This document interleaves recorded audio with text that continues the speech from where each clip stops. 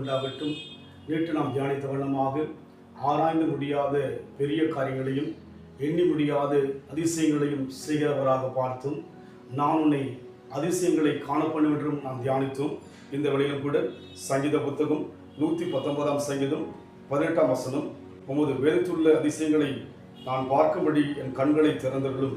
வேதத்தில் உள்ள அதிசயங்கள், ஆம், இந்த உலகத்தில் எவ்வளோ அதிசயமான காரியங்களை உலக மக்கள் சொல்வார்கள்.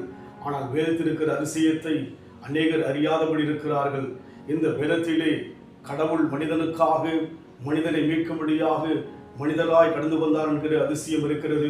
அதோடு மாத்திரமல்ல, அவர் மனிதனுக்காக மரித்து உயிர்த்தெழுந்து இன்றைக்கும் உயிருள்ளவராய் இருக்கிறார். இந்த அதிசயம் அநேகருக்கு விளங்கிக் கொள்ள முடியாதபடி இருக்கிறது. காரணம், வேத வசனம் மறைப்பொருள் நிறைந்ததாக இருக்கிறது. நிச்சயமாகவே வேத வசனங்களை ஆராய்ந்து பாருங்கள், அவைகளால் உங்களுக்கு நித்திய ஜீவன் உண்டு என்று சொல்லி ஆண்டவர் வார்த்தை சொல்வது மாத்திரமல்ல, அவைகள் யாவும் இயேசுவை குறித்தே சொல்லப்பட்டிருக்கிறது. இந்த உலகத்தில் இயேசுவை ஏற்றுக்கொள்ளாத ஏராளமான கோடிக்கணக்கான மக்கள் உலகத்தில் இருக்கிறார்கள். அவருடைய மனதிலெல்லாம் இயேசு ஒரு உலகத்தில் வந்த எல்லோரை போல ஒரு மனிதராக, உலகத்தில் வந்த சிறந்த மனுஷரில் ஒருவராக எண்ணுகிறார்கள். தவிர அவர் தேவன் என்று அறியாதபடிக்கு, அவருடைய தேவன் என்பதை உணராதபடிக்கு அவருடைய மனமானது ஏற்றுக்கொள்ளாத ஒரு பக்கம் உள்ளதாக இருக்கிறது.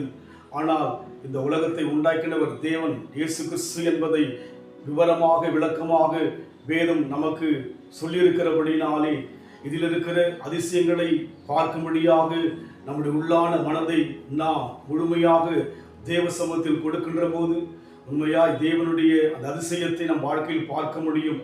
நம் தேவன் எல்லாவற்றுக்கும் மேலானவர், எல்லா வானங்களுக்கு மேலாக உன்னதத்தில் ஏறினருமான தேவனாக இருக்கிறார்.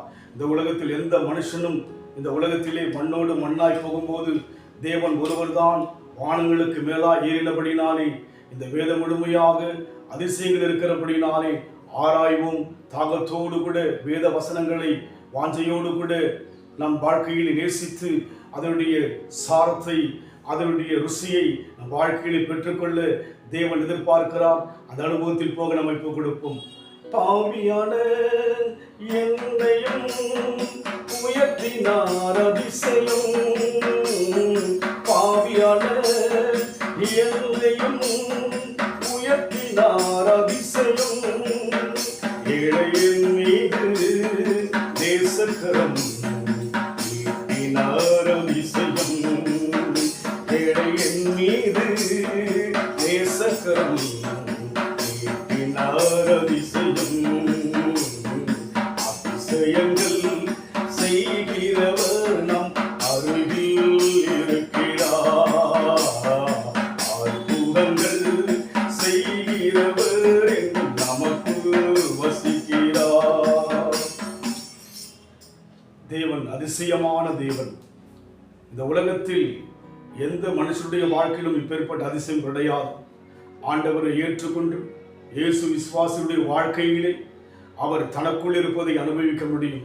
அன்பின் ஆண்டவரே, உங்களுடைய வேதத்தில் அதிசயங்களை காணும்படியாக என் கண்களை திறந்தரும் என்று சொல்லி அந்த சங்கீதக்காரன் கேட்பது போல நாங்களும் கூட நம்முடைய ஆண்டவரே, நம்முடைய வசனத்தின் பிரகாரமாக எங்கள் வாழ்க்கையிலே நம்முடைய மகிமை எங்களுக்குள் பார்க்கும்படியாக அதிசயமான தேவன் எங்களுக்குள் வெளிப்படுவீராக.